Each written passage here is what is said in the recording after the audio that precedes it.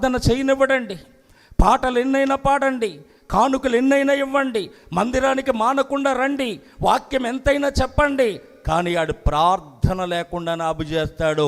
ప్రార్థనే వాడికి మంటలు పుట్టించేది. ప్రార్థన ధూపం ఎప్పుడైతే పైకి వెళ్తుందో దేవుని కోపం ఆగిపోతుంది. కనుక మన ప్రార్థన ధూపం వేసినప్పుడు దేవుని ఉగ్రత మన ప్రాంతంలో రాకుండా, ప్రజలు బలైపోకుండా ఆయన కోపాన్ని సల్లార్చే వాళ్ళుగా ఉంటామని నిన్ను నన్ను దేవుడు నమ్మి ఏర్పరచుకుంటే ఈరోజు ప్రార్థనా ధూపం మన జీవితంలో ఉందా? ప్రార్థన లేని దద్దమ్మల్లా మారిపోయారు ఈరోజు. ప్రార్థన మనల్ని పవిత్రపరుస్తుందట. ప్రార్థన దేవుని ముందు నిలబడటానికి శక్తిమంతులుగా మారుస్తుందట. ప్రార్థన మనకున్న ప్రతి పరిస్థితిని కూడా మన మీద ముందు నిలబడకుండా కూల్చివేస్తుందట. ప్రార్థన ప్రభు పాదాలకి బంధం లాంటిదట. మోషే ప్రార్థన చేయగా సముద్రం పాయలయ్యింది. ఏలియా ప్రార్థన చేయగా ఆకాశం నుంచి అగ్ని దిగింది. యెహోషువ ప్రార్థన చేయగా సూర్యచంద్రులు ఆగిపోయారు.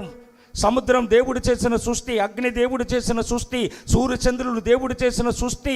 మహాభక్తులు ప్రార్థన చేస్తే సృష్టి ఆగింది. ఎరుకోలు గుడ్డోడు ప్రార్థన చేస్తే సృష్టికర్త ఆగిపోయాడండి. దేవుణ్ణి నీ దగ్గర నిలబెట్టేసేదే ప్రార్థన. ఒక రాత్రంతా ఎబ్బేకు రేవు దగ్గర పాదాలు పట్టుకుంటే వెళ్ళలేకపోయాడండి, అక్కడ ఆగిపోయాడండి. అక్కడ యాకోబు మగసిరి గలవాడై దేవుణ్ణి నిలబెట్టేసాడండి అక్కడ. అలాంటి ప్రార్థనా జీవితం ఈరోజు మన జీవితం ఏమైపోయిందో ఆలోచించండి.